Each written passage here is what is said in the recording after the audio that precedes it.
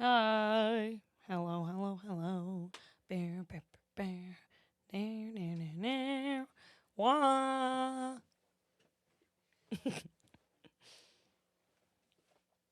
I'm singing in my next show. No way. Yeah, I'm a little scared. I'm singing Santa Baby, and you can't go wrong with Santa Baby. You're singing in your next show. Yeah. Do you sing well? Yeah, well, I mean, yeah. Like I can I mean, I well, can sing like okay. Like it's not like I would not. I'm using cheat sheet today. Oh yeah. I would not like ever audition as a singer or like call myself a singer. But I can sing Santa Baby because you can sing that any way you want and it's, you can't fail. So it's fine. You know what's nice? What you just said. So this guy Brian Lantanzi just came on the podcast Wednesday, and I'll hopefully edit his this week, but he won't be out for a few weeks. We talked about this that like there's a problem with and I completely face this problem, like not so much with singing, but like playing instruments and stuff like that. Like if we're not perfect, like we're not gonna go do it for some reason. Like I struggle with that, where like where you just said, I'm a singer, but I'm not a singer. Like if you can, we're all singers, I guess. Then some sing well. Yeah. Yeah. When I first got on the mic, I was really scared. And there was this one day at Yankee Stadium, there was this guy like outside with a mic and like a podcast video, and he was like, come sing. And of course, me and Joe are walking in his path, and the guy was trying to get me to sing, and Joe's like, you go sing. And I was like, no. And he's like, you. And I was like, I can't sing. He goes, what are you talking about? He's like, you sing all the time. He's like, you love to sing. You should And I was sing like, all the time. You should sing more. yeah, but I was like, Joe, I was like, I sing after many drinks at the bar when we're singing karaoke at He's Shane's like, hold house. up, I'll go Like, get you a beer. yeah, like, wait, we'll be right back. I'm like, no, but yeah, so I got really nervous, but I'm glad that I did it at rehearsal the other day, because if I didn't, I probably am going to forget everything else that I have to do during the song, but I'm just going to stand there with the mic and try my best. When are you doing this? Thursday. Where? It's my show. At Daddy Tom's? Yeah. At Daddy Tom's, yeah. Oh, that's all part of the show? Is anybody else singing? Yeah, there's two other singers. Shane had asked, he had invited me. He had a free pour show like last week on Wednesday, where a group of singers like come in and they go in one at a time and they sing. He invited me to sing my song, and I went to the show with Joe, and we're sitting there drinking, and I looked at him and I said, the audacity that Shane had to invite me to sing next to these people is insane. Oh, they're good. They were so good. And the thing is, like, I don't think you would think I'm bad. However, I'm not a trained singer. So I'm like, I'm singing Santa Baby in the show because it's cute. No one's going to expect me to sing. You don't need to hit any high notes on that one. You don't need to. Yeah, it's cheeky. And you can sing low. Yeah. I could literally do anything. If my voice is raspy that day, go ahead, do it. I can just do it. Yeah. Right now. No. You're like, okay. Oh my God, I'm sweating. No. Like, no, I won't. That's funny, dude. No, but then speaking of mic volume, like I was like, Shane, is this mic on? He's like, you want to hear yourself more, don't you? And I was like, yes, please. Yeah, let me have headphones. Turn it up. Dude, well, that'll be fun. Did you listen to the Hanson? Yeah, I it's think you so gave me a thumbs up. good. Dude, so much fun, right? Yeah, I was like, I mean, I'll be honest, I didn't, because I set the songs a little bit, and then like the show was full, but I was like, for next year, Dude, like, I was like, these are great. It's like upbeat. I thought your hand was like an animal, like behind you. I thought it was a cat. Oh. I was like, well. Okay. No, but yeah, that is a really good Christmas album. Yeah, it's just, I think Hanson was our era-ish, or maybe more my era. When they came out, they were my age. Oh? Yeah. So, big. We can be the same era. Yeah, you're like 6 years younger? 7? How old are you? 36. Oh, yeah, I'm 29. Yeah. 7. Nice. 23. We're getting smarter. Yeah, dude. Are you really 20? Wait, I did we just really get smarter 29. or did you just lie? No. I really am 29. Okay. All right, so here's one. this is going to bring us into what we're talking about today. I was listening to Ken Burns on Theo Vaughn the other day. You know what Ken Burns is? He did like No, the but whole new American, the Revolutionary War thing. It's like 2 hours for 12 nights, a documentary, Oh. or 2 hours for 6 nights, documentary Okay. on the American Revolution. Oh. And he's done like a bunch of other stuff, and he's a pretty well known guy. Really fun, like peaceful man. Like listen to him on Theo Vaughn's podcast. He's really good. But they brought up Theo's like, what is America's sign? Like, because he's Theo Vaughn, you know? So, like, They're like America's astrology sign. yeah. What do you think it is? If you know, I really like this question. Hold on. we'll think what our birthday is. Oh, okay. Yeah. All right. So then Cancer. Yeah. Mm. All right, you ready to hear what Cancer is known for? Or This is what my boyfriend is for everyone listening. Cancer? Yeah. Oh, I get along with Cancers for some reason. Always get along with Cancer. It's known for being. This is America's sign, I think. Known for being nurturing, emotional, intuitive, and fiercely loyal. Often associated with home, family, and deep feelings. Yes. Sensitive and protective like their shell. Ruled by the moon. Mm. Deeply empathetic. Cared for Aw. loved ones. Can be moody or clingy. Thriving in supportive environments. Matching well with water signs. You're a water sign? I'm an air sign, I think. Oh. Nope, not me. I'm the water bearer. We're going to talk about that today Oh, okay. because I'm an Aquarius. Okay. But I feel like that's America, dude. We're emotional. That's America, dude. We're loyal. Mm. But I thought it was a fun thing to talk about. It's fucking Theo Vaughn, dude. He just asks those questions where you go, "Dang, dude, I don't know. What are we?" Like nothing. It's really funny. I'm, for the sake of conversation, before we get into it, I'm an Aries. But, Fire sign. yeah. But a lot of people don't. I am cuspy, like with Taurus, which is earth, like earthly sign. So. Have you ever done like your 12 houses and know like your rising, your moon, and your sun? Yeah, but I always forget it. I think I'm Scorpio moon, Scorpio rising, Aquarius sun. Wow. Scorpio just always makes me laugh because on And That's Why We Drink, they always shit on Scorpios. They're like, if you're a Scorpio, get out of here. Which I don't know why. I don't know why, but I don't know either.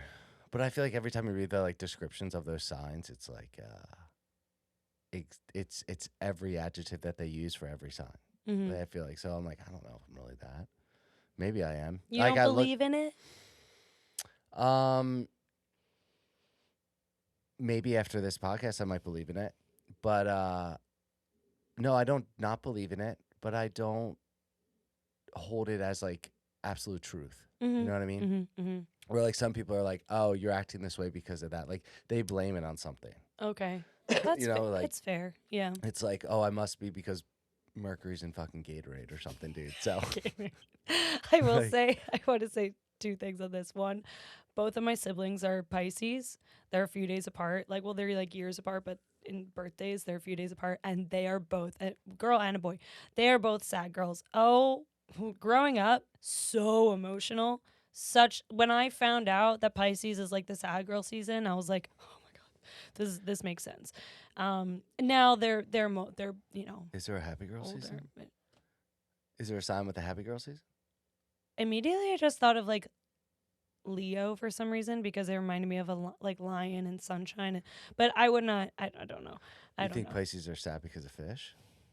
No, just water is like known to be very emotional because of fish. I don't know. Fish are sad. I don't know. No, they're Not all fish are sad.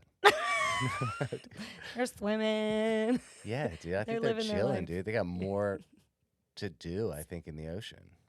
This is stupid. Yeah, okay. Well, this is good because we're going to talk about Pisces and we're going to talk about Aries and we're going to talk about Aquarius. I'm excited. Okay, so today is the astrology, the myth origins, and possibly Jesus is the solar Messiah. Okay? Okay. We're going to start here. The sun is considered our first deity throughout our cultures, okay? Since at least 10,000 BC, civilizations wrote about the sun with reverence. The daily sunrise meant warmth, safety, light, crop growth, and survival. naturally became the most adorned object in human history. Mm. Also, early cultures accurately tracked stars to predict long-term events, eclipses, seasons, full moons. I'm giving you this history on the little back history because we're going to get into what I'm talking about. They grouped stars into constellations. This formed the zodiac, representing. This formed the zodiac. The zodiac reflects the sun passing through the 12 major constellations over the course of a year. It also reflects the 12 months of a year, the 4 seasons, solstices, and equinoxes. Uh, the sun is personified as the god sun. It's also personified as the savior and the bringer of light, which is pretty obvious. The constellations become characters, animals, mythic figures. The sun's yearly journey through the zodiac becomes a narrative framework. Now we're going to get into an early example of a sun god. Horus is the sun god of Egypt, whose life symbolized the sun's daily and annual cycle. Horus, being the sun or the light, had an enemy, which was Set. Set was personified as the darkness or the night, and every morning Horus would awaken to kill Set, and Set would come every night to put Horus back into the underworld. It's one of the many universal good versus evil, darkness versus lights.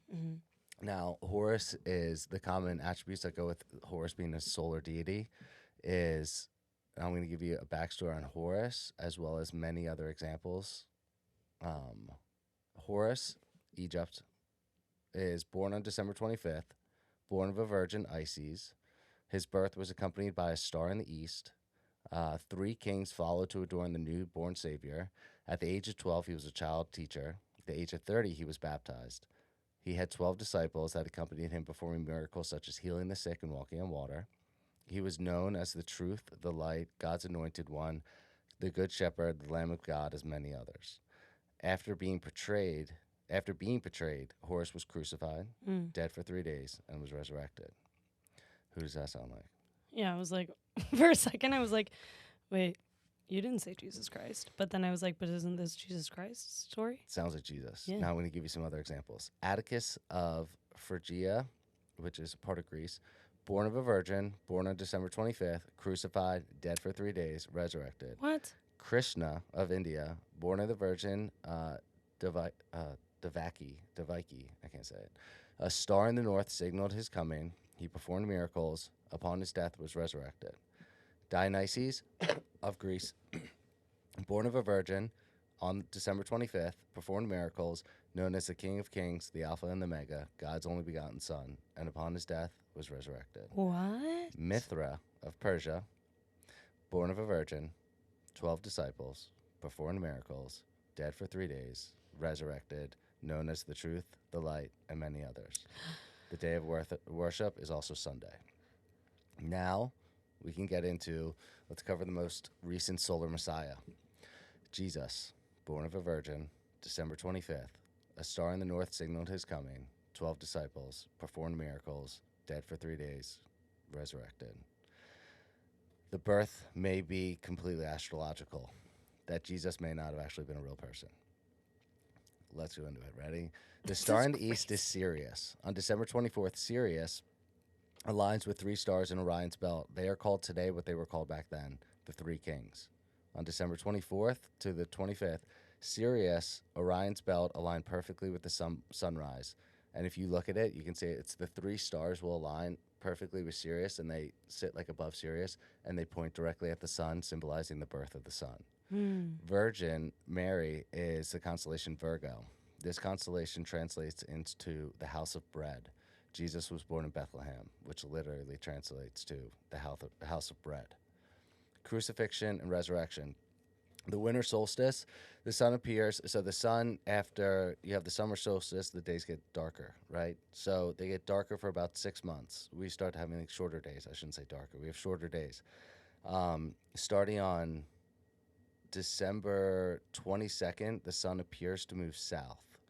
So it appears to move south, and then perceivably acts as if it's dead and doesn't move. And on December 25th, which I was always taught like December 21st or December 22nd is the winter solstice, where the sun, we start to have longer days.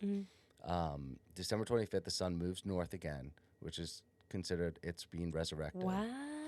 Hence, the sun died on a cross and rose after 3 days. And when it rises into the Southern Cross. So the cross that it rises up is into the Southern Cross. So it's the whole Oh my belief. God. This is like stressing me out a little bit. So the 12 so the sun is supposed to symbolize that the 12 zodiac signs is what it moves through. That the sun is really just the sun, while its 12 disciples follow around it. There's also a belief, I don't think I have this in the notes, but there's a belief that the crown of thorns is really just the sun's rays of Jesus. I feel like I'm covering this pretty quick, but Well, it's okay. I have a lot to say. Okay. Yeah. Oh, you can cut in. Okay. Okay. I cut in need whatever because I have a to. break on this. So go. Okay, so have you seen Heretic? Oh, With that guy. yeah, that guy. Yeah. Yeah. No, the British you- guy, Hugh yeah. Grant. Did you? Yeah. No, I haven't. Ooh, you need to Wait, is watch he that like- tonight. Oh, okay, dude. Your last recommendation was good. So I judge people on the recommendations of shows. My little sister never taken recommendation, dude. That's funny. No. Like, it's crazy that you are talking about this right now because this is crazy. You need to watch it literally tonight after you do all of this research because, oh my God, it's gonna blow you away. I wish we could put it on right now and just like have you watch it because I think in like our generation is like the most amazing representation of what you are. It's an amazing movie. Does it cover astrology? It doesn't cover astrology, but when you were talking about all the different people who have had this story in like history before Jesus Christ and all these things, he gets into that. He starts talking about like what is it? He goes into what is the one true religion. What does he say it is? No, I can't tell you. Oh, you can ruin it a little bit because I'll watch it anyway. From watching the preview of it, because I know it was religious based. Are you sure? No, I don't. Well, don't ruin the ending. It's part of the end. Like Is who the true religion is? Mm-hmm. Is it astrology? No. Is it Hinduism? No. Is it You're not gonna guess it, I non-existent? don't think. Oh. I mean, like, I don't think you're. I also don't want you to. I want you to Is experience there an alien? No. Oh man. I don't want. I don't. It's really amazing, and I don't want to ruin it for you. But he talks about like all these different, like he just truly questions all of these things, and yeah, it's an amazing. Like I feel like next week, like after you've watched it, in the beginning part of our like episode, we should talk about it because I don't want to ruin it for you. But it touches on this a lot. Is it a horror movie? It's a suspense thriller. It's not scary. Oh, from the preview, it looks like the two girls like show up or something. Is it two girls? Mm-hmm. And they get like locked in the house. Mm-hmm. It does look like a horror movie. Mm-hmm. Yeah, yeah. I mean, it's definitely like scary and like disturbing at some points, and you're like, what is going on? Like, but I finished it last night, and I was blown away. And I just. In terms of coincidence, the fact that you're bringing this up is really intriguing to me. But yeah. All right, so we're gonna get into what maybe the Jesus character was supposed to usher in. Okay. It's supposed to, yeah. So this is called the procession of the equinoxes. Every 2,150 years, the spring equinox sunrise shifts to a new zodiac sign, and that's called the procession. How many years? 2,150. 2150. 2150. What happens? Years. Every 2,150 years, the spring equinox sunrise shifts to a new zodiac sign. Oh, I thought. Okay. So, like, you know that song, like, The Age of Aquarius? Have you heard it? You probably heard it. I don't know, maybe. But I felt like we just had a switch. Or no? No, we're about to have a switch. We are? So, 3 past ages. You have the age of Taurus, which was 4300 BC to 2150 BC. And you have the age of Aries, which is 2150 BC to 1 AD. And then you have the age of Pisces, which we are currently in, which is 1 AD to 2150. So we have like we still have a while. 125 years till we switch into the age of Aquarius. I guess in terms of all of this, we are about to hit it, but I wish we could see it. Not that anything would happen, but Like, see the shift? yeah. Well, like, if this says anything, there's going to be another Messiah. Like, it may be at that time, but we'll go into that. Possibly the Messiah isn't what you think it is. Like another Jesus Christ? I guess so. Well, another one to usher in what, yeah, I guess another Messiah. I don't know. But this says, like, okay, Moses comes down from Mount Sinai and he destroys what is called the Golden Bowl. And it's supposed to signify the end of the Taurus era.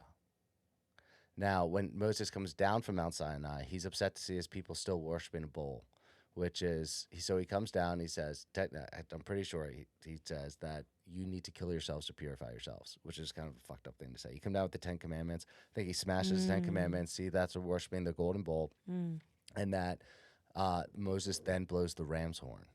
And the ram's horn is still used in Judaism so it symbolizes what I believe is the age of Aries. So when Moses blows the ram's horn, because Aries is ram, he's supposed to be ushering in the new age of Aries. Oh. So Jesus introduces Pisces. And all throughout the Bible, you see a lot of fish references. So a lot of like fishermen. Is it that couple examples? Jesus feeds 5,000 people with a loaf of bread and 2 fishes. And Pisces is 2 fishes. Wow. He begins his ministry by befriending 2 fishermen. His birthday is supposed to be this assumed new age of Pisces, 1 AD. Now it is Luke 22:10. Grab this reference. It says, when Jesus is asked by his disciples when the next Passover will be, Jesus replies, Behold, when ye are entered into the city, there will be a man to meet you bearing a pitcher of water. Follow him into the house where he entereth in. Meaning Aquarius is the next age. So when it says, people are always asking for like the end times, that Jesus is coming, it's going to be the end times. I don't think Jesus is coming back. I don't, because in the old King James writing, they don't use the word age, they use the word eon, and eon, or they don't use the end times. It's like eon actually translates to age. Oh, okay. So it's not the end times, it's the end age. Interesting. Oh, I've had chills this whole time you've been talking about this. Because of Heretic or because? A little bit, but also just, I think it's just an incredible other interpretation of all of this that I have never heard of before, but it like makes, well, also I was like, oh, the Anunnaki makes sense. Okay, now I'm like, and now astrology makes sense. Like I'm very impressionable. But dude, a lot of people think the Anunnaki makes sense. I think it makes sense. But I mean, but now you've convinced me in another way. Maybe they're actually, maybe everything is I am kind of a believer that everything is correct in different format. You know what I mean? Like it's all just different interpretations of the correct answer. So we are there. We're just kind of like trying to piece it together in the most like it in the way that our feeble minds can. But this is really interesting. So wait, so we're gonna go into Aquarius, you said?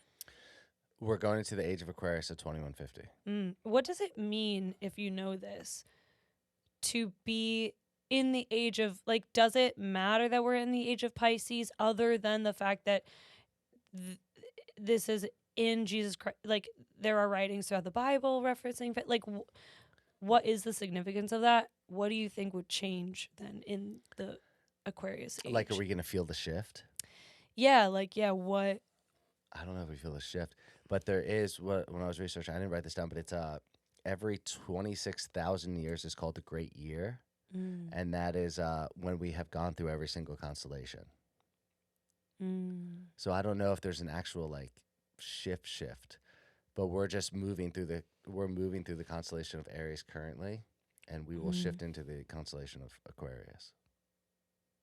Wait, I thought you said we were in Pisces. I mean, we're moving through Pisces. What did I say? Aries. We're moving through Pisces, okay, and we're going into Aquarius.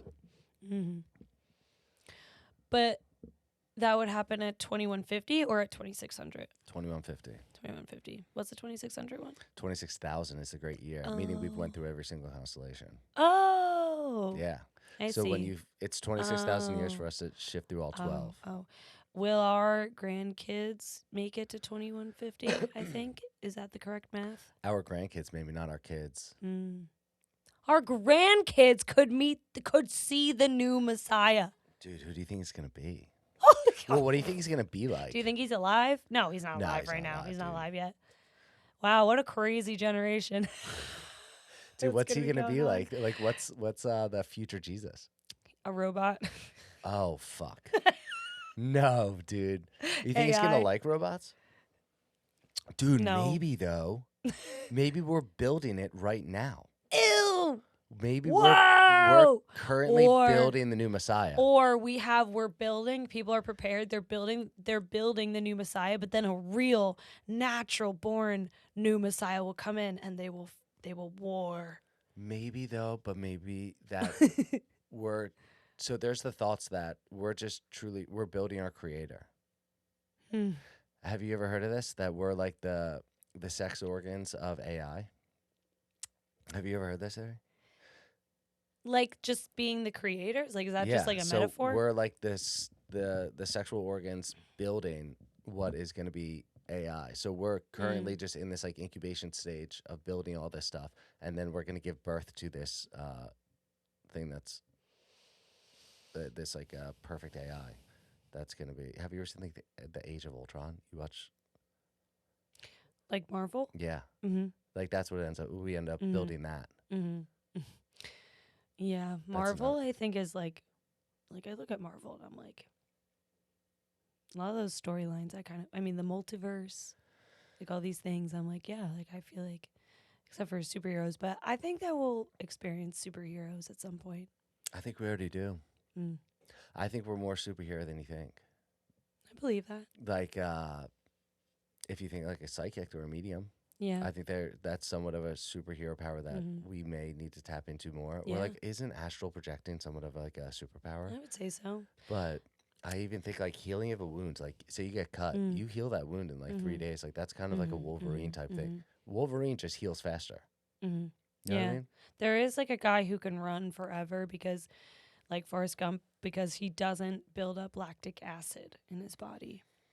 So like he's like a superhero. That's what Forrest Gump was.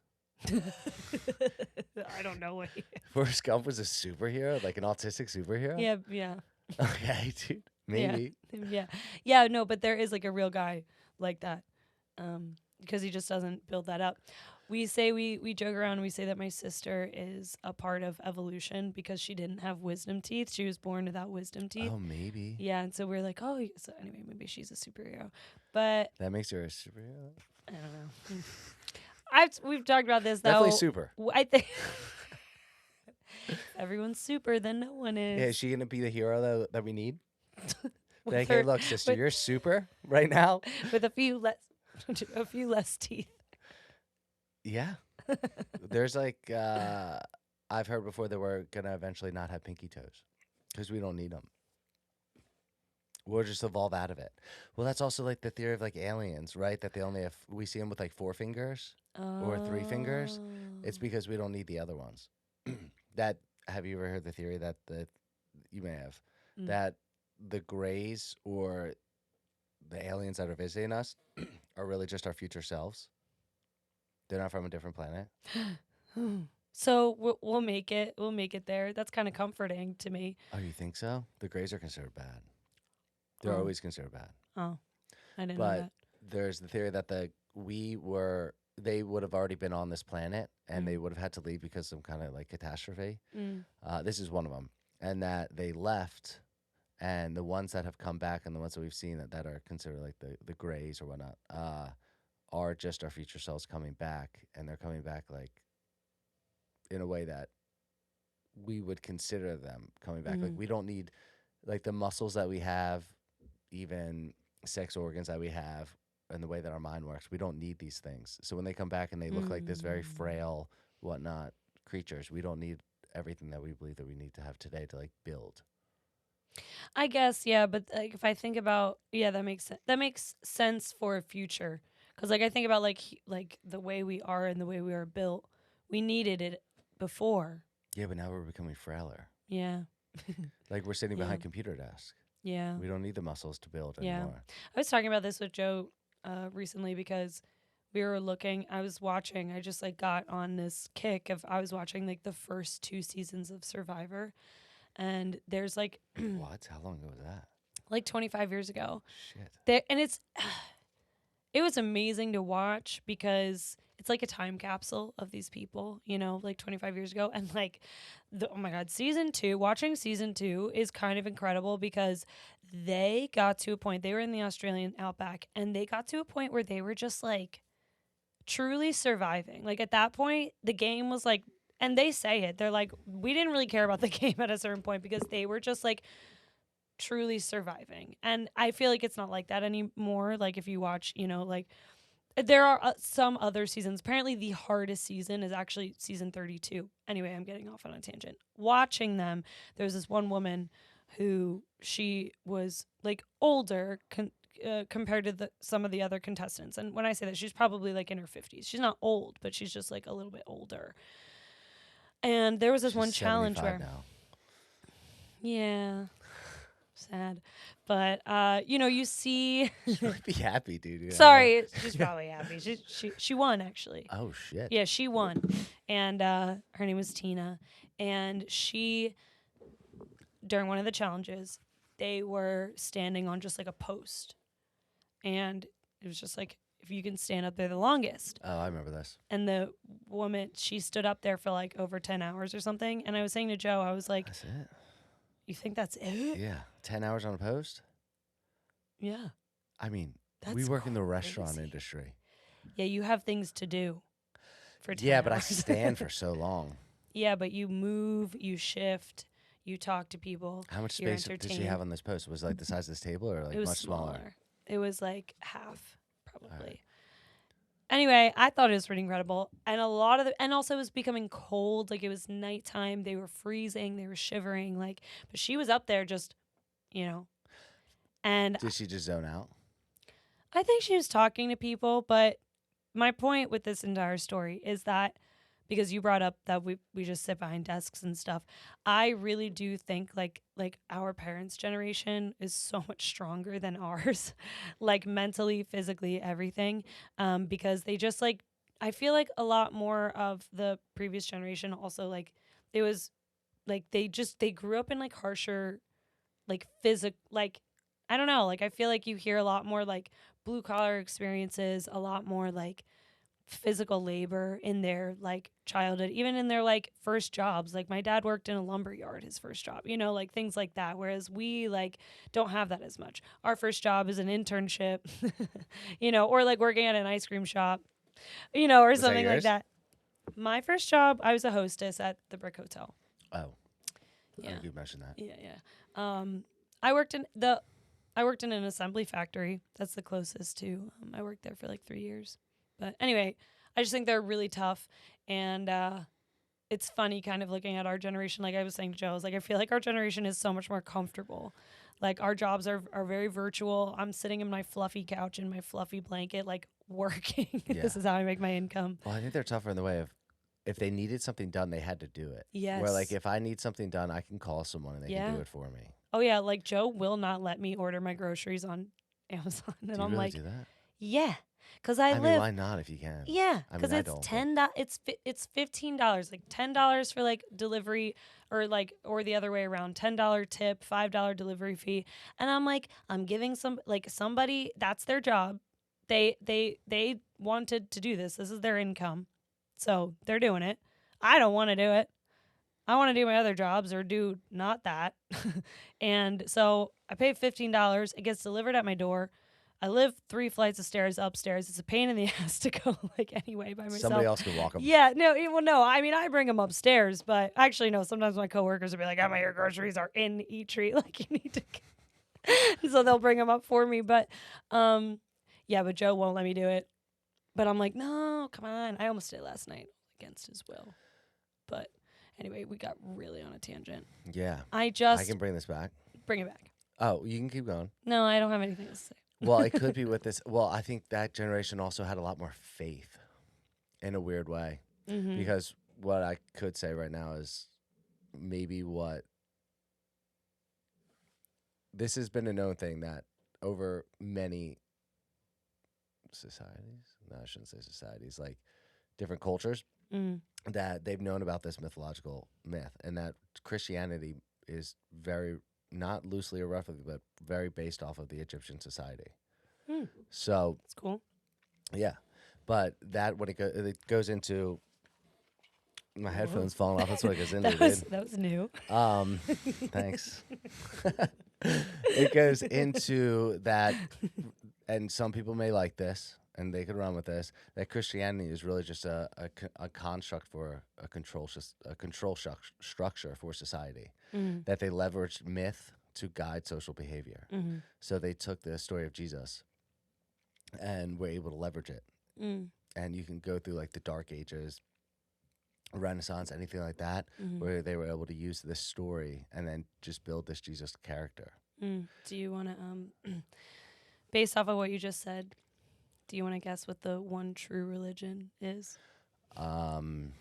Is it a known? Is it like an actual religion, or is it like no? It's a word that you did use. Contract. Almost. Control. Control is a true religion. I mean, it. Have you ever like looked into the history of the devil, like where it like came about? That the I'm gonna get this wrong. I just know that like the devil that we know of today as like standing there full of fear with horns is not the one that was originally created. I don't even think it's the one in the Bible. That like the history of the devil has gotten much more scarier as like since like the 1400s. I think the original one came in, like even the devil that Jesus is dealing with, and when he's in like Gethsemane is not the same one that we deal with today. Why do you think that is? Control. I mean, that would be under control then. That they made it much scarier. That they created a hell. But also in the Jesus, like also in the writings at the Council of Nicaea, they put in right like that Jesus dies, and where does he go first? Do you know where he goes first? He goes to hell. After he's resurrected? During those 3 days, he goes to hell first, and then he goes up to sit on the right hand of God. He doesn't go to hell because he's like condemned to hell. I don't remember why he goes there, but he makes a pit stop down there. So hey, hey guys, I just died. But like, guess what? Yeah. This is making me just think about. Yeah. So he says the one true religion is control, and it's an amazing. The way that they get there is incredible. So still watch it. Why is control considered a religion though? He's just kind of calling it that. He's saying that he's not. I think he's kind of calling it that if I really were to analyze it, because it's something that is required, and it's something that we, as a society, it is seen as something that is required and we subscribe to. And I think he's using that word religion loosely in the sense that it's the one true power or the one true purpose of religion is control, I think is really what he's saying. Okay, the purpose of religion is control. I think that's really, but he says it, more powerfully in that the one true religion is this. Now, I would love to like pick the brain of the director or this, the writer of it, because I think it's brilliant, the movie. And actually, Joe was telling me that the movie received a lot of criticism, but from we've talked about my upbringing, we've talked about like. Well, that's kind of curious. Your upbringing of being like atheist. Yeah, it was making me think about it a lot, because the biggest reason that my dad did that was because of the idea of control. My dad was just like, I just want to raise free thinkers. That's really what was important to him.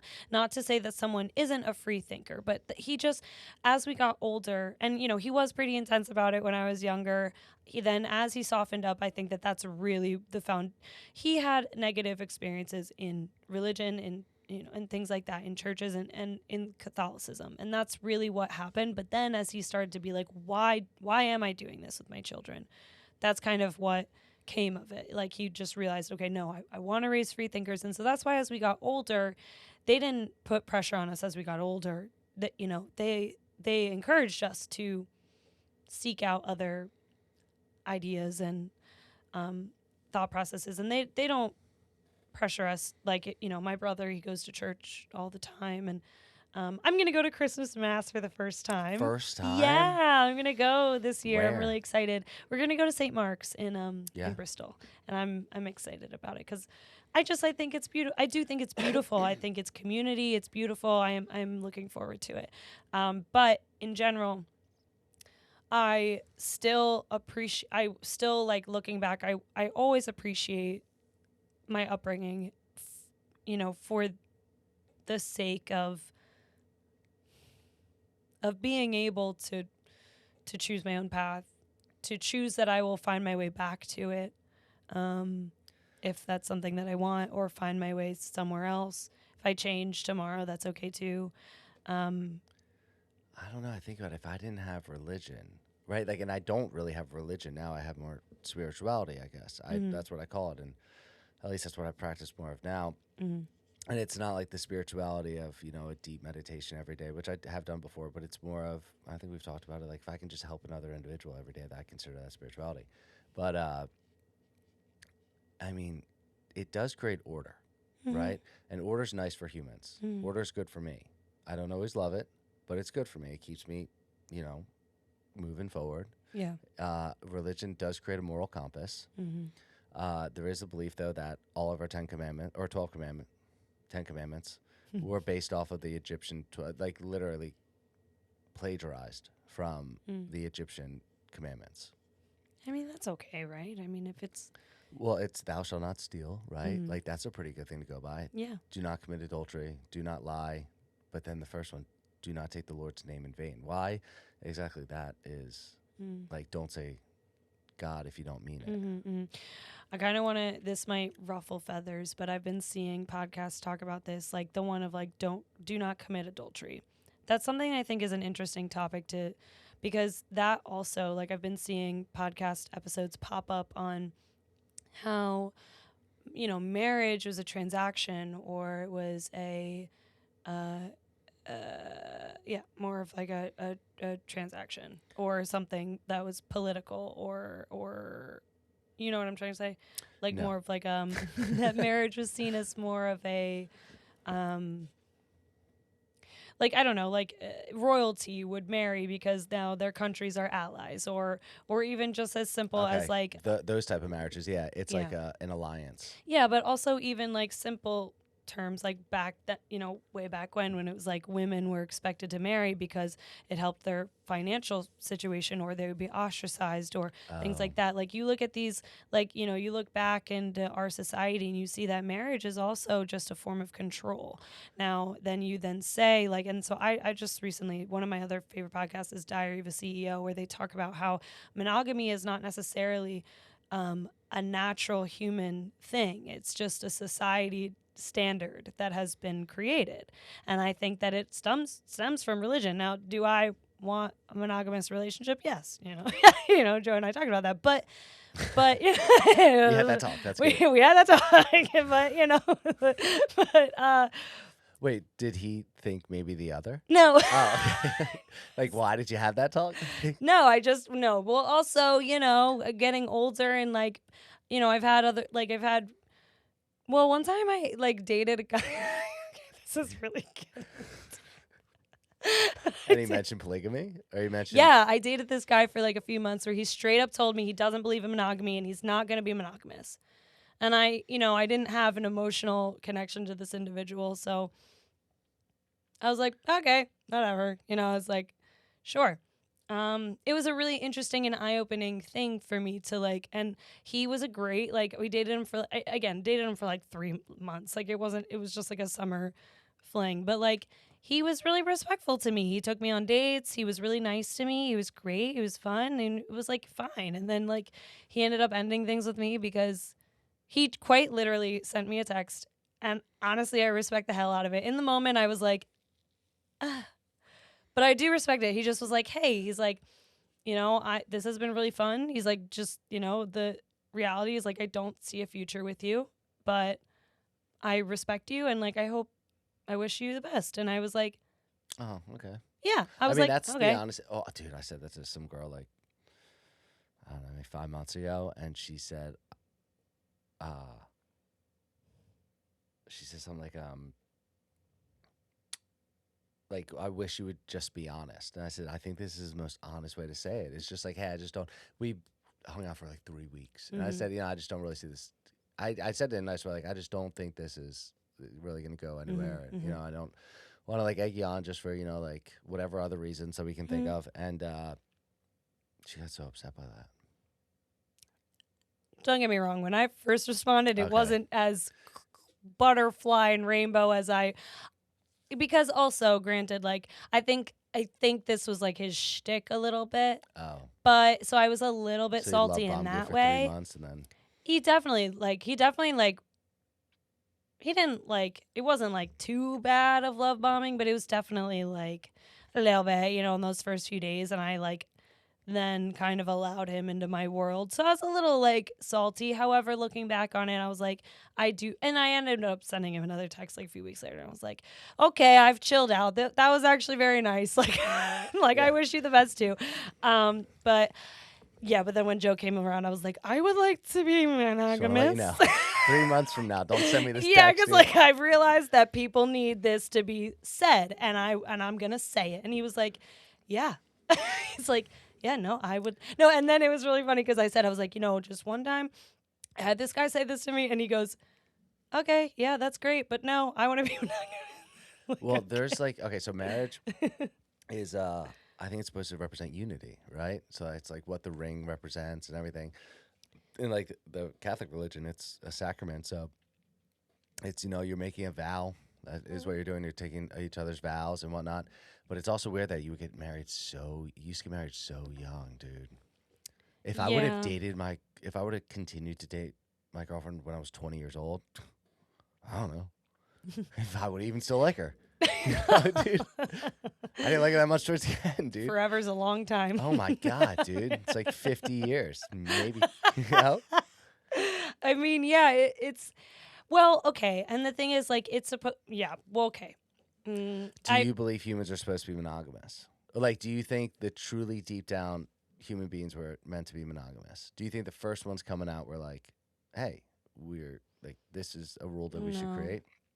Probably not. Yeah, because like I'm not saying procreation is like instinctual. So exactly, we're put on this planet to make more people. Yeah, so that's my only thing. So then, I do think that religion kind of ties things in a nice, neat bow sometimes. Like the purpose is unity, and the purpose is, which I think is beautiful. I do think that's why I think marriage is beautiful. That's why I think these things are beautiful, because you are, as an individual, you are making a choice, and you are making a vow to that individual. And I think that's it is. And marriage and ultimately, like, marriage is a choice.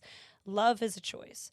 Like, loving that person for the rest of your life is a choice, because people are going to piss you off and you're going to change as a person. And I think it's a beautiful thing to overcome that. And I think that is truly why I respect it and want it. And like, it's almost like it's like a beautiful lifelong dedication that I think is wonderful. But well, I think then, like, if I could, I don't know how this will sound, but polygamy is more of a human experience, while monogamy can be more of a spiritual experience.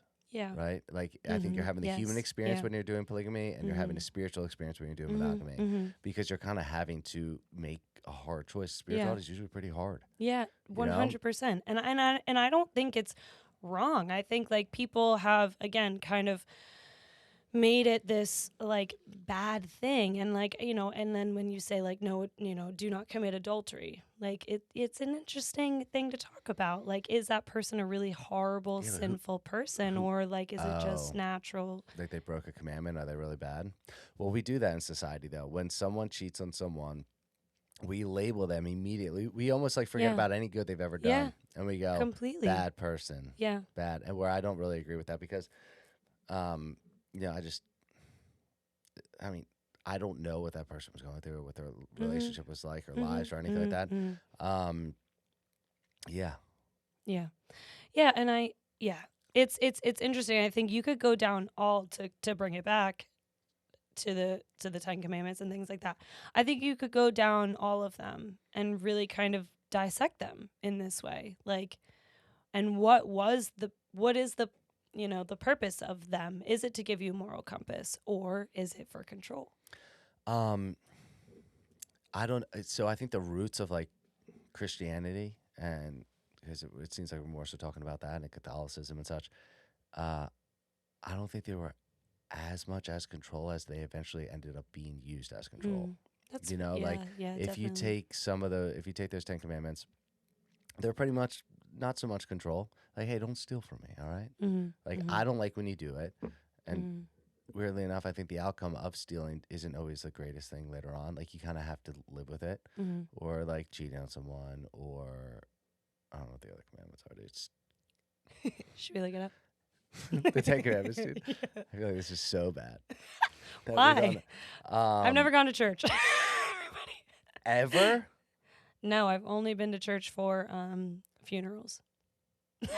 Ever? Seriously? You never stepped foot in a church service? Yeah, that's why this is so big for me. All right. I'm excited. Well, okay, so you're going to Catholic church. Big differences between Catholic church or like a non-denominational Protestant. I've been to a bunch of them. So Catholic church is cool because it's very ominous, right? Not so much at Christmas Mass, but because you're signifying like the birth. It's very joyous. It's a very joyous time of year. I don't know, Easter's still a joyous time of year because it's the resurrection, but not Good Friday. Not Good Friday Mass, dude. He dies that day. And it's like kind of. Well, the songs, like even they sing it no. in that show Midnight Mass. There's like, were you there the day? Like find those lyrics. It's like the day the Lord died. The music died. No, yeah, that's it, dude. That's whatever his name is, Dan or something. But all right, 10 Commandments, ready? Yeah. I am the Lord, thy God. Thou shalt not have strange gods before me. So that's monotheism. I feel like that just sounds like, which is, what's the first religion to do monotheism? Do you know? No. Judaism. Wow. First monotheistic religion. Huh. Okay. One God. All right. 2, thou shalt not take the Lord thy God's name in vain. I mean, I say it all the time. 3, remember to keep holy the Lord's day. Okay. 4, honor thy father and mother. It's kind of a nice one. I like that one. 5, thou shalt not kill. That's a good one. Don't know how I forgot that one. 6, thou shalt not commit adultery. 7, thou shalt not steal. Put those back to back. All right. 8, thou shalt not bear false witness against thy neighbor. You know, I kind of forget what that one means. Is it like don't lie about your neighbor? Don't tell lies about your neighbor, dude. Dude, what did your neighbor do? Well, I'm going to tell you the truth because I don't want to lie, dude. They forgot to put their trash out, all right? Don't be a nosy neighbor, okay? Maybe, dude. Don't be a Karen. Wait, I'm looking it up. Wait, can you tell me? Thou shalt not bear false witness against thy neighbor. While you're looking that up, I'm going to tell you the other two. Wait, I need you to say it again. What does it mean to not? What is the commandment? Thou shalt not bear false witness against thy neighbor mean? Shall not bear false witness against thy neighbor. Okay, I got it. What does that mean? Maybe if you see your neighbor doing something wrong, you should say something, or I don't know. It means I was right. Don't tell lies? Yeah, it says you must not lie or give untrue testimony that harms someone, especially in a legal setting. Dude, it's a gossiping commandment. We're not supposed to gossip. That's what. No, it's me in a legal setting.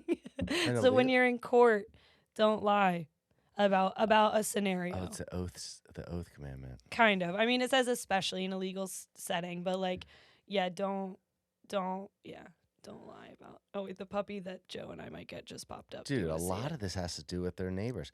Nine, He's so cute. 9 Dachshunds are super cute dogs. So cute. Super cute puppies. All right, 9, thou shalt not covet thy neighbor's wife. Covet? Mm-hmm. What's And number 10 is thou shalt not covet thy neighbor's goods. You're saying the word covet? Yeah, Covet. Covet. Yeah. Don't covet your neighbor's wife. Don't covet your neighbor's goods. Well, dude, I feel like I don't remember this. Oh, covet means yearn to possess. Wow. You cannot yearn to possess someone's wife or their goods. Dude, whoever wrote this got broken up with. Yeah. Like, he's like, you know what? I'm going to write these things, dude. I'm going to make sure this doesn't happen to anyone else. Ever again, dude. And we're putting it in stone because that's what he did. Wait, who wrote these? Moses wrote these, dude.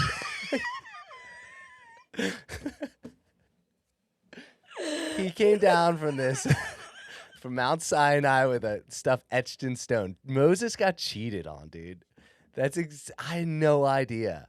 I forget Moses' wife's name, but obviously he was upset with her. Moses' wife's name was Zipporah, the daughter of Jethro, and a priest of Midian. Moses met after fleeing Egypt. They had 2 sons, Gershom and Elazar. And Wow. Wait. whoa. Dude, I had no idea. And I went to Catholic school. So see, you didn't have to go to Catholic school to learn this. You could just do a podcast and just learn all this stuff later. Yeah. I just typed in, was Moses cheated on? Oh And my it God, said- was he? It said there isn't a simple yes or no. So yeah, Oh my God, dude. Before or after the 10 Commandments? but involves in biblical texts, it involves interpretations of his marriage to Zipporah, his taking. Wait, I don't know if I'm reading this right. He faced suspicion. So wait, no, someone faced suspicion of adultery. Oh my God. But not necessarily factual infidelity. Okay, so she got away with it? I Is that don't what we're saying? know. I don't know. I don't know. But now hold on. I have a question. About Moses? Well, about these things. So this might just be a little bit of a heady question. But in terms of like, do you think the interpretation of religion should be equal for both men and women? Because I think that there are different societal standards upon the two. And so like, what do you mean? like no adultery.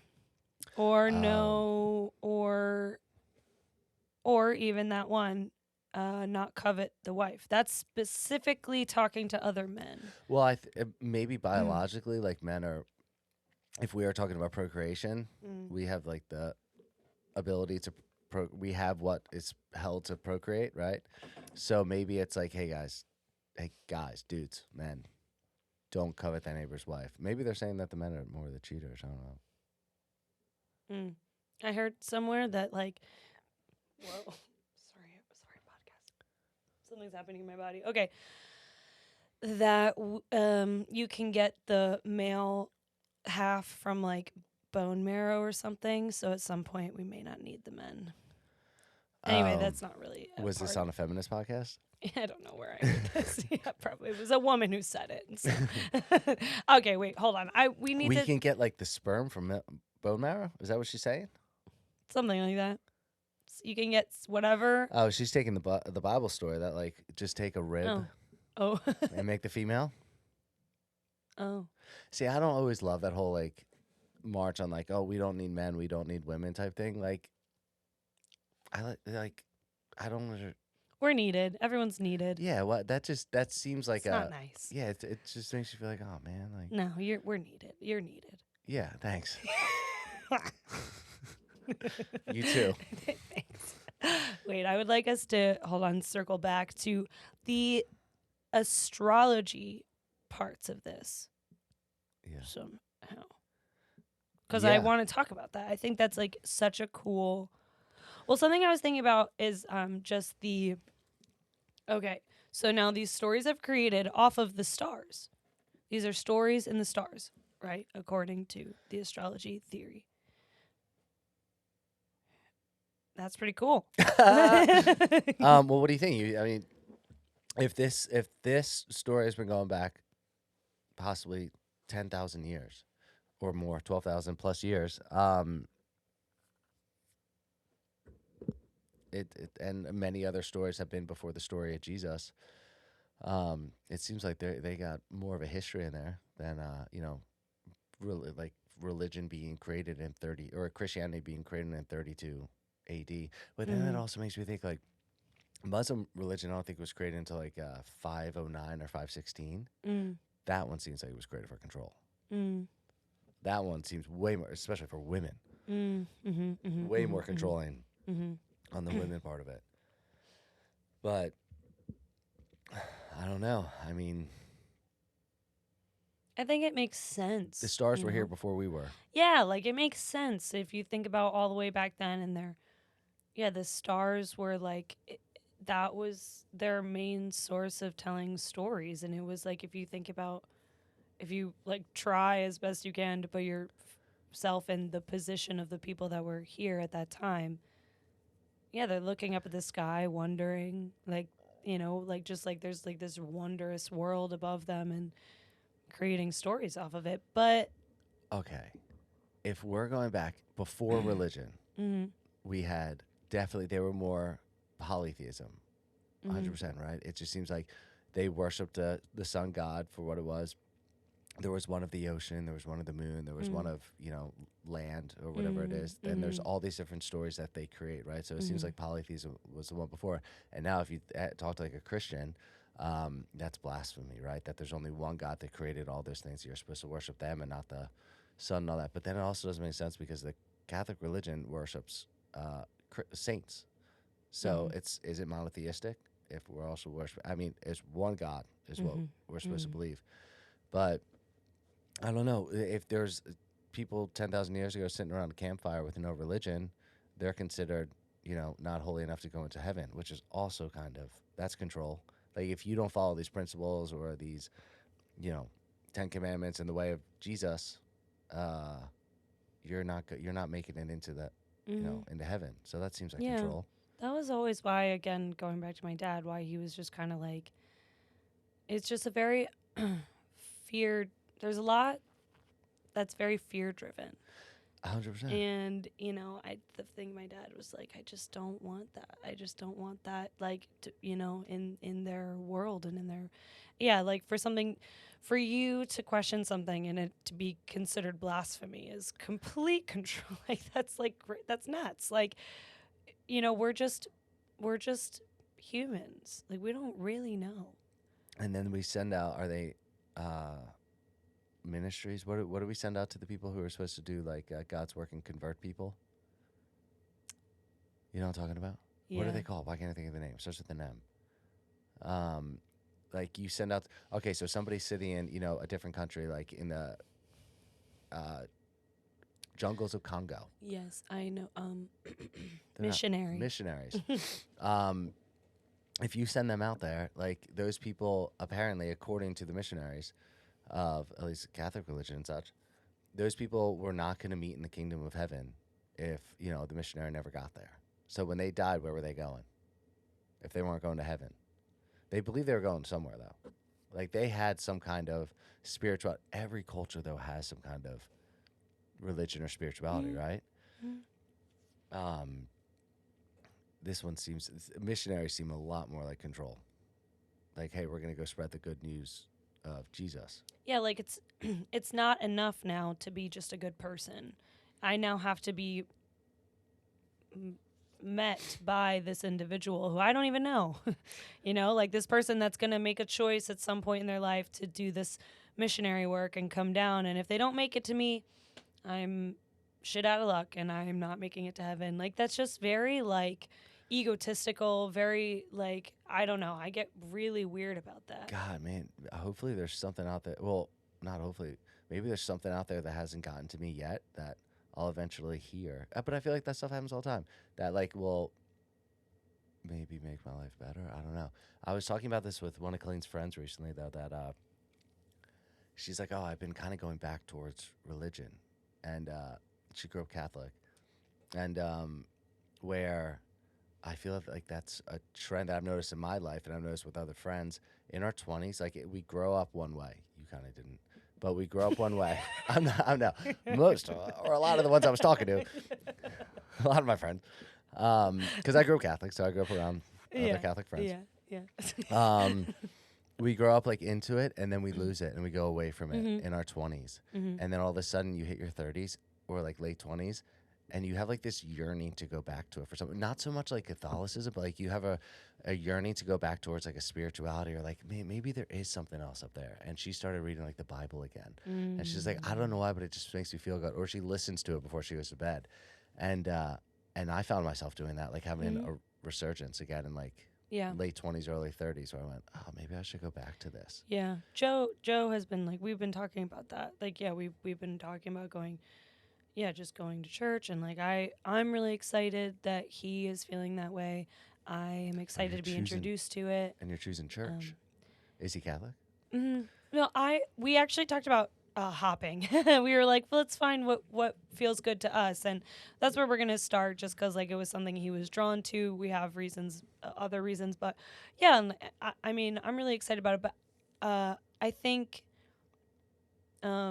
it can kind of bring us into the conversation. Like, it makes me think about your conversation with Amanda and how she was talking about her when in her 20s, or when, early 20s, late teens, when she was in college and she was partying a lot, she was drinking a lot, and that was kind of her focus, and she was very clouded. Her third eye was like very just like blocked. And then when she stopped doing that, that's kind of when it opened. And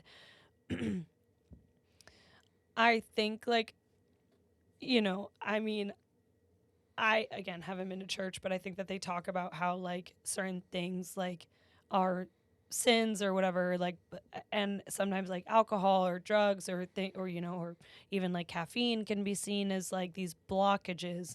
And I do think it's interesting that as, we approach our, like, late 20s, early 30s, like, that part of our life starts to go away a little bit.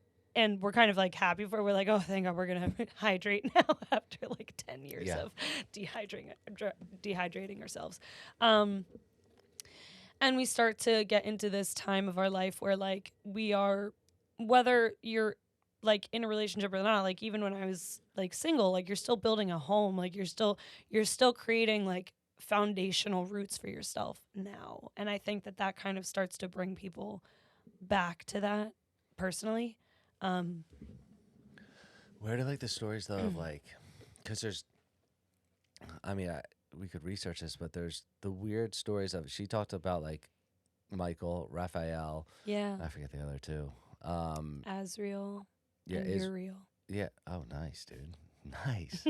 Way to go. The four archangels, Raphael, Michael, Israel, and Azrael. Was that what I think it's Azrael, like Azrael, and Uriel, I think. Like, where do they seem to pop up, and like I've prayed before and things have come true. But isn't it, or I've also, people have said, prayer is just a form of manifestation. You ask for something over and over again, it just starts to come true. Yeah. I mean, I believe in that. I definitely believe in that. I think it's all part of the same. I mean, I believe in energy. I believe in,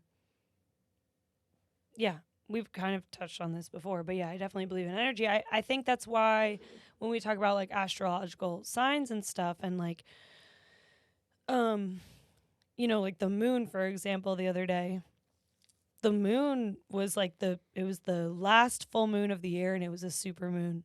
You know this?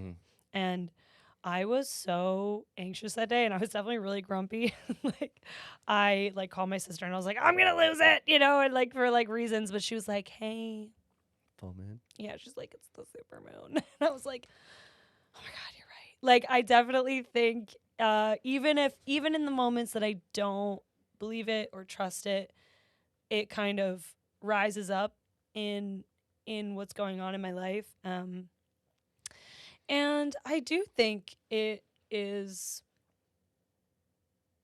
Oh wait, I had this question before. Wait, so what is Jesus's sign? Uh, now he would be December. I Um, guess. Well, what's his original birthday? And then he was like resurrected on the 25th, but right? No. Wait, of December? No, they believe. Okay, he's Pisces. I think we covered that. Sad boy. Sad boy. Jesus was sad boy. Oh, Dude. we did. I guess yeah. So I guess yeah. We did cover that. That's like his thing. But okay, so this is that. Okay, wait a second. This doesn't make sense. Right now, this is contradicting the Catholic religion because oh, okay, this is where we celebrate. This brings it back to the astrology. If we celebrate Jesus' birth on December 25th, right? Now, we believe that Jesus. Okay, that's what we're celebrating. December 25th, Jesus is born. Where I've also heard that Jesus would have more so been born in the spring.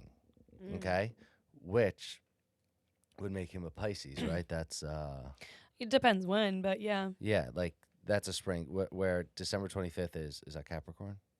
I'm not sure. It's Sagittarius or Capricorn. Capricorn, I think. Okay, So I get confused. why wouldn't Jesus be a Capricorn if we believe he was born on December 25th?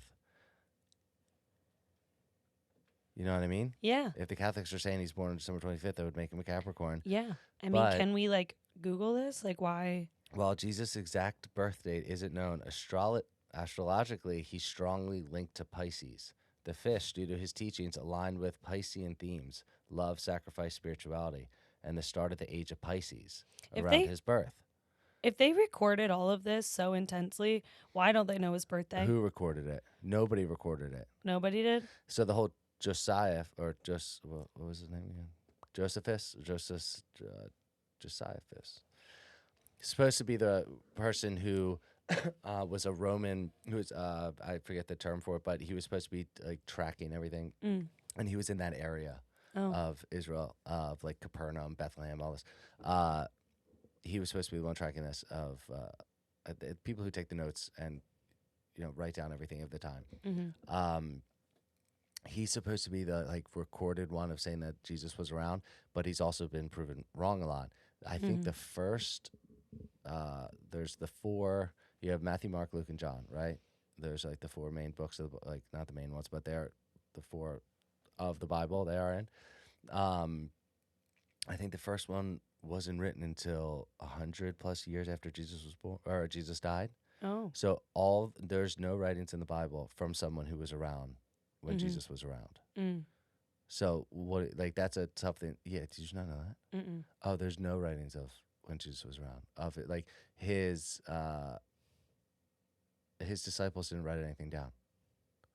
Technically, Matthew may have, but he was the one he was considered one of the smarter ones. Not saying that they were dumb, but he was very educated.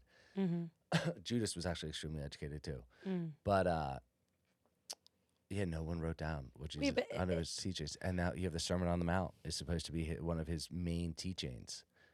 No one wrote that down. Just passed down generationally, just through vocal record. Now there's the thought of like, can you remember the sentence that I just said? Right? You couldn't remember what I just said a few seconds ago?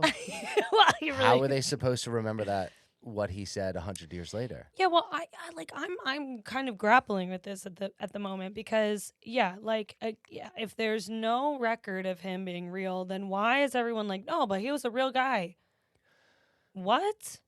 It's a story passed down over hundreds and thousands of years now at this point. But then like who's it, like I mean, your dad just was like, oh no, like there's record of him being a real guy. What record is what record?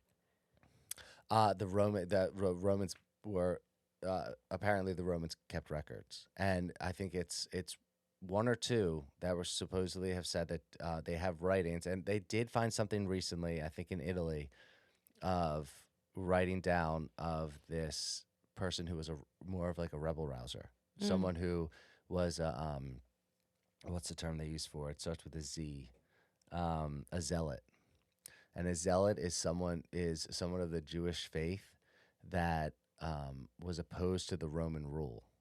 So Jesus may not have been this, he may not have been this like very peaceful, known individual that where he's like portrayed as, that he was most likely a zealot. And there's a book on that. I started reading. It was kind of boring, but that he was actually just someone who was opposed to the Roman rule in Israel. And so, and the writing that they may have found recently, it kind of is proving to that point that there was this character who was good, and they wrote about him in kind of in a nice light, but they also said that he was very opposed to the Roman rule, which, if we go through our teachings, he was opposed to the Roman rule, but when he would, that's what he would show, but at times he would also say that they were just doing their job. So, like, don't be mad at these people that have conquered our area. They're just doing their job. This is so interesting. Yeah, like that, and we already talked about how I saw the Shroud of Turin before and how that was deeply confusing for me at the time. Was it like Orion's belt? Was that the Shroud of shroud? Turin? Yeah, was it really just like a star? No, it was like his face, Yeah, like, where'd they get that though, dude? from his face, apparently. They gave it to Mary Magdalene, right? When he got off the cross, like when he's so that's during his walk up to the hill that he's crucified on. I don't know. I thought it was like after. No, that's on his walk up. Oh. He's okay. carrying the cross. His walk up. They give him this cloth. He does that, and he hands it back to. Oh. I don't think it was Mary Magdalene. It was someone else, but I think also by the name of Mary. But and he gives it back to her. Oh, well, I don't know, but yeah, that was deeply confusing for me, and it still is. Like, I don't know, it still is, especially now that we're getting smarter and we're talking about these things. Like, you had mentioned it, but before, we talked about this, where you're like, I'm not going to say that this is the way it is. I'm just sharing that people think this, and I think that that's important. But I think it's important. I don't know. Someone will probably disagree with me but I don't know. I just think, more, knowledge is power. Talking about it more, knowing more possibilities and more things is really powerful. I'm really blown away by this story in the stars, because I feel like that's something that we could quite literally, like, see ourselves. Like, we could, you could look up at the stars and you could see all these constellations. You could see the unfolding of this yourself, essentially. The only thing where that sort of kind of confuses me is that, we haven't had any, and this is where I get into the Anunnaki, or like, they are able to track the star system a lot better than we are, because they essentially theoretically live longer. The fact that we only live for like, and then the likelihood, like you said, the likelihood of being able to pass these stories down for that long, to have like each generation is like, you have one bloodline that's like, this is our sole mission, is to track these. Like, how do they know that it's 2000? Apparently they live longer because they have less gravity on their planet. That is one of the part of that story. Freaking gravity, dude. It's even real. It might not be. Some people believe it's not. Gravity? Mm-hmm. Yeah. I don't know anymore. No, but like, I don't know anymore. Now I don't know. I don't know anything anymore. Oh my God. No, but but yeah, like, how would we know that it's 2,150 years of this cycle? Tracking the stars, I think. Yeah, but like, that's a pretty even number too. Yeah, and again, like, the likelihood of having people track this, so, like, they're so dedicated to it for 2,000, and they would have to, even to just go through one cycle of that is unfathomable to me. Well, that was one thing with the Mayans, that I think they did have people that dedicated their lives to tracking the stars, and then just over generations they would just only track the stars. But And do you that's why think they like had like that the broke most. at any point? Like over 2,000 years? Like I feel like No, it I think must. we'd still do it, right? Wait, what do you mean? It broke. Like someone just stopped doing it? Yeah. Or like No, I think we still do it. we That's how we still know like what yeah. we're doing. Yeah, but like Why was Jesus here?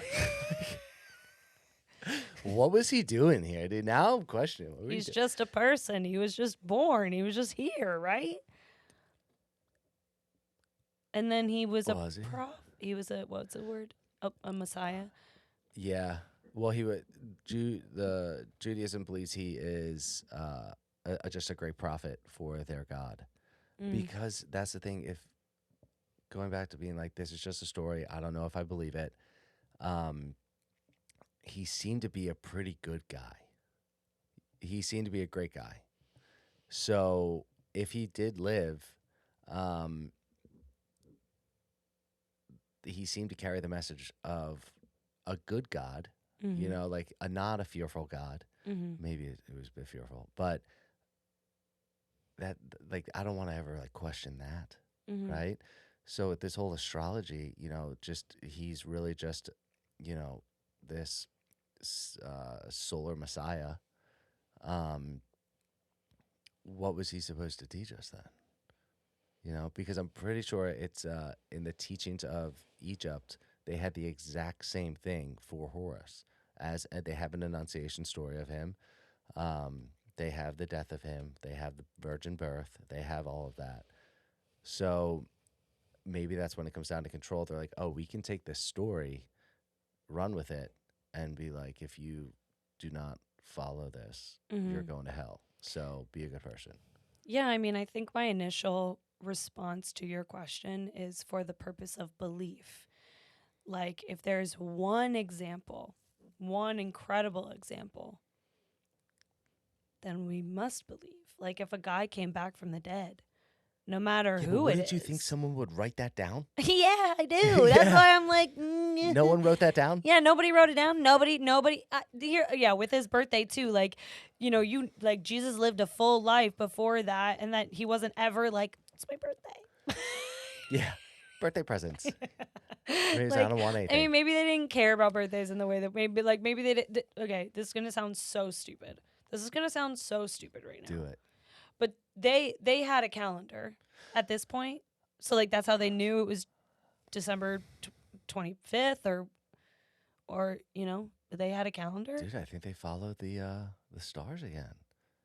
They definitely, because they followed like right Passover, because around that time Jesus was Jewish, so they followed Passover. They followed, definitely had their holidays and such, so they would have had some kind of calendar. Yeah, I don't know what. Yeah, I calendar guess there's he like is. the Mayan calendar, like there. Yeah, all but these they didn't know the different- Mayans.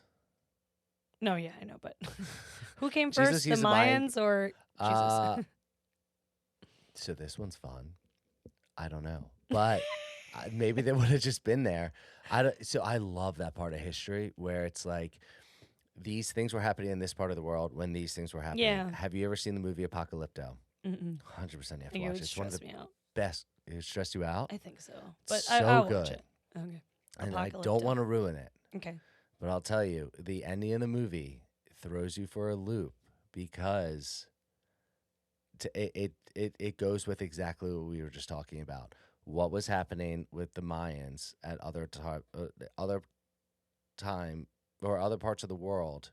What was happening? Because the Mayans were pretty much they were knocked off. That I think like 90% of them died when the Spaniards came. Right, so like that's Cortez comes over. It has 300 men and kills them with sickness. Right, and so that was 1500s. So the Mayans, I don't know, were they around 1500 years before Cortez came over? I don't know. I don't know. I don't know. I don't know any Like of who this. was there, and what did they believe? I need a timeline. I need a timeline right in front of my eyeballs right now. Such a fun part of That's history like to research. Jesus, Mayans, Mesopotamia, Rome. Mesopotamia before Jesus. I know that one. Okay.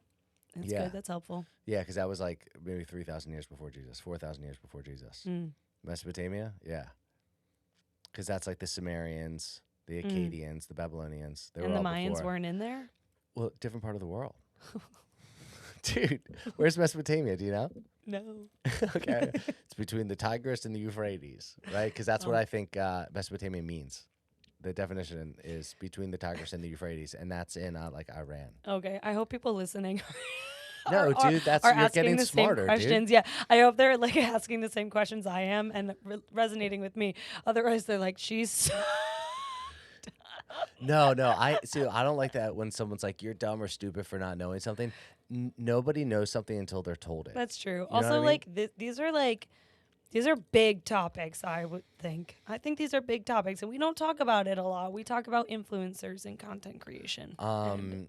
Yeah, but Mayans like are like Belize. I think they created Mexico City, like that whole area. So they were like a large part of Mexico that circled into like the Mayans also have like temples in like Guatemala and stuff like that. Oh, okay, So okay. that whole part of like that, Gotcha. Mexico, southern Mexico, Central America type stuff. And then like the Incas are like Peru. Oh, yeah. Okay. Yep. I've heard of them. Yeah, they were around. They have what's that temple in Peru? Well, I'm Machu just thinking of Picchu. Machu Picchu. Oh, yeah. That's it, dude. Yes, dude. If I were to give you one more second, you would have got it, dude. Yes. But no, I love that topic of like what was happening in different parts of the world at the same time. That would be a fun one, like to just bring up like really shocking ones. Oh man, It'd be kind of fun. Okay, for like an what was episode. happening at? Okay, like we all know Genghis Khan. When was he around? I don't know. Long time ago. Dude, I think he wiped out like 90% of the. I have a Chinese fun population. one. Yeah. The same time, I believe, and I could be completely wrong, but I think I have a fun one. At the same time of the right around the same time of the Titanic sinking, Okay. was the fall of the last czar of the Russian Empire. That makes sense. Tsar Nicholas. Yeah, and yeah. And I that- think that's kind of crazy in timeline. Like I feel like we think of Titanic separate, and then to think that like the last emperor of the Russian Empire was going down around that same, like within those same few years. It's pretty crazy to me because I feel like Russian Empire in my brain is like far away in history timeline, like from the Titanic. Yeah, so Titanic's 1912 or 1914? 1912, yeah. Yeah, so Tsar Nicholas goes during, I think, 1916 or 19, he goes. Yeah. 'Cause- yeah. Like that's after the Titanic. Like That's that's Rasputin, crazy. Right, Rasputin. We It's should like, cover Rasputin on an episode. yeah, that'd be sick. I am so and like the theories around it, like around them, like the Romanovs and Anastasia. Anastasia. Yeah. That'd be a 'Cause really that's good a fun one. topic. See, that's like when we were talking about researching for this is kind of a drag at times. It You is. think? I think this Well, is so cool. this stuff is fun, and then Yeah. like covering this, being like, because I didn't realize like it went more in depth of like the whole 2150 years, like 2150 years, like these whole cycles and ushering in the new age and da. But it was comforting researching this that it's not the end time; it's the end age. Yeah, that is comforting. Yeah. But if you want to do control, they can control you by like you want to be a good person for the end of times. It's like, shit. Wait, and this kind of, oh my gosh, we can talk about this. Where were you on December 12th, 2012, or December 21st? No, I think it was Oh, nice. This is Mayans. 2021. Yeah. Where were you? December 2012. My bad, not 2021. 2012. Yeah. Do you remember? No, I was in don't. St. Augustine, Florida. Oh, I remember that day specifically. And actually, I feel like it's very timely because I'm about to go get my family's Christmas tree tonight. Oh, you got a Christmas tree on that day? So the night before, this was the biggest fight like of Christmas time that my family and I got in because we getting our Christmas tree was always a drama because we would go to like so many, and everyone has the different kind of tree that they want and that they like, but so we're at like our 5th location. Also at the time we would like drag my grandfather because so he would like, we drag him. He would just want to stay in the car. He's like, I'll watch from here. But we're like, come on, pa. Anyway, so he's watching us like have a horrible day. We've gone in out like 5 different farms. We haven't settled on one. We saw this one tree at our like last farm and it's beautiful. Perfect. But it was tagged. And then the woman, my dad goes up to the woman, was like, hey, can we get this tree? The woman's like, oh, you know what? Somebody reserved it. They didn't pay for it, but they like asked if we could set it aside for them. They were going to come back with it. My dad then proceeds to come up with a sob story. Like he made it up. Thou shalt not lie. Anyway, he comes up with a sob story. Guilts this woman into giving him the tree. We take the tree. I then go through like an existential crisis. Now, mind you, this is 2012. I'm a teenager. Like I'm not a young child. I'm a teenager. And I am now having a full existential crisis over the fact that we like lied about taking this tree and we now have it and this is our Christmas tree. Yeah. This is supposed to be like good times, not lying and stealing someone's Christmas tree. I then create this whole scenario in my head, and this is all made up, but I created this whole scenario in my head that the man who asked to set this Christmas tree aside, like he like was a blue collar worker who like had his daughter at home, wanted to go get his like young daughter to pick out this tree with him, purchase it with her. And I was like, we took his tree. I'm beside myself. I'm crying hysterically. Like I'm beside myself over this tree and over guilt in my body. My dad and I are now getting it. My dad's like, well, he brings it in the house. Well, what do you want me to do? You want me to take the tree back? And I'm like, yeah, I do want you to take it back. And we get another tree. My dad's like, no. So he starts, cutting the wires off the tree. And I'm like, just so sad, right? This is the night before the end of the world, mind you, of the Mayan calendar. Yeah. And so now I've calmed down a little bit. I've now accepted my fate and who my father is. And I'm like, just like, fine. And now my mom and I propose that we have a themed tree this year to the family. We're like, why don't we do like a cute theme? Why don't we do like this specific color lights, this specific ornaments? My brother and my sister are not having it, and my dad's not having it. They're not having it so much that it turns into a big blowout fight in the living room and everyone goes to bed mad at each other. Then like I'm laying in bed and I'm like, what if the world ends? The world is supposed to end tomorrow, and this was my last night on this planet. I broke a commandment. Yeah, I was like, oh my God. I'm like, oh my God. So I get up, go downstairs. My mom is still down there. And I look at her and I went, Mom, the world's supposed to end tomorrow. We might as well finish decorating this goddamn tree that we have now. She's like, yeah, you're right. In silence, we finished decorating the tree that nobody wanted. And the next day, it's raining cats and dogs, downpouring. And at the time, actually, the car that I have now is the car that I was in that day. It was Annie's car at the time, and she picked us up like she always did. She picked me and my brother up and her sister. We're all driving to high school, and I remember it's pouring rain. We get to school, she pulls in, and she turns around and goes, guys, listen. In case anything does happen, just get out of the school and get to the car. She's like, we were agreeing right now. Like that was my alliance for the end of the world, was those 4 people in the car. Get to the car. My family's so dramatic. They're texting me going, just in case. Both my parents, my mom and my dad, text me, just in case anything happens, I love you. They're sending me like, I love you texts. I'm like, oh my God, this is horrible. This has been a horrible 2 days. Just end the world. Just end it already. Get it over with. This has been a horrible 2 days. So that's where I was for the end of the Mayan calendar. It's really dramatic. This is a good example, though, that fear and control, that the possibility of something bad happening kind of forced you to be a good person and go and do the right thing. Finish the tree? Yeah, you did it in silence. You did it begrudgingly, but you still did the right thing. That's true. We still did it. That's kind of sweet. I really wish we returned the tree for that nice man and his daughter.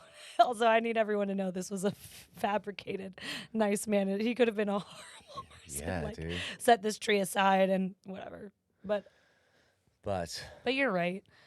I mean, that's where the religion part of the control and all that may not be a bad thing. It creates order. It kind of forces you to do a good thing because it creates that moral compass. Mm-hmm. I don't know if the original writers, they were human beings, right? Apparently the Ten Commandments came from God, but this guy went up by himself underneath the acacia bush, and that's where he got. Have you heard the theory that the acacia bush is actually a heavy producer of DMT? So the burning bush that Moses went to go get the Ten Commandments from, he went up burning bush there, that he was just high on DMT. This is like the theory of, Excuse me. that he just, and then he got high on DMT, had this spiritual experience on there, and wrote down the Ten Commandments. What is DMT? Is it a drug? Dextromethyltryptamine, which is it's actually found in every single living creature on this planet. So like anything, like it's in grass, it's in you. So DMT is what is released in your body when you die. That sends you to. Do you remember Midnight Mass when he talks about dying? Mm-hmm. He talks about DMT being released, and just like this Which one? fireworks. The main character, the guy, the younger guy who ends up becoming a vampire. I don't want to ruin it, but DMT is but people use it now. They go down to Peru. They'll go. You can do it in America now. I don't think it's like sanctioned properly as well. But you want to go down to like a shaman. Well, you drink it from it's a vine. It's called the mother vine. Ayahuasca. Oh, yeah, okay. Yeah, This is ayahuasca. Yeah. Oh, okay. DMT, yeah. Yeah. And you drink the tea, and then boom, you have this experience. And usually it's like a 2-week ceremony. You cleanse yourself for a few days, then I know people have done it. Yeah. I know several have done it. What do you think that is, really quick? Like, do you think that someone is actually, because it kind of I feel like it's similar to sleep paralysis, dream state. I think it's similar to having hallucinations or whatever, but but do you think it is opening like a portal to another world? Do you think it's correct, or do you think it's just our brain doing some weird stuff? I don't know. I've never done it. So I've considered, I don't know, being in a sober state, I'm not allowed to do it. I mean, I'm allowed to do anything, but I don't know. This one's weird because they all seem to see the same stuff. Okay. They see similar things. That's interesting. They don't all see the same stuff, I guess, but they see similar things. Like it's like almost, they see machine elves is like a common one. That is when you go on it. So I don't know. I like, is it we're just triggering something that's already inside of us? I don't know. But, yeah. There's, yeah, I don't know. I can't wait for you to watch Heretic. Yeah. I have to watch Pledge first. Yeah. Before Wednesday. And then finish in some wiener. 'Cause I didn't finish it. I just got busted, dude. Yeah, you got. I was like, wait, you didn't see the most important part? Dude. Let me tell him. No, I won't tell him. I won't tell him. Shit. You'll probably tell him. You're gonna be like, listen. I lied. I lied. I watched. I got the general gist. I thought I broke a commandment. Okay. All right. But then I didn't because religion told me that I admitted my lie. I got caught in a lie. I told got you. Caught in a lie, dude. Religion didn't tell you shit. Yeah, I told you. I said, hang on a second. Oh, God, you dude. didn't watch the sex scene? Yeah, I did not, dude. Fuck, this sounds like the better. This makes me want to finish it, though. That's good.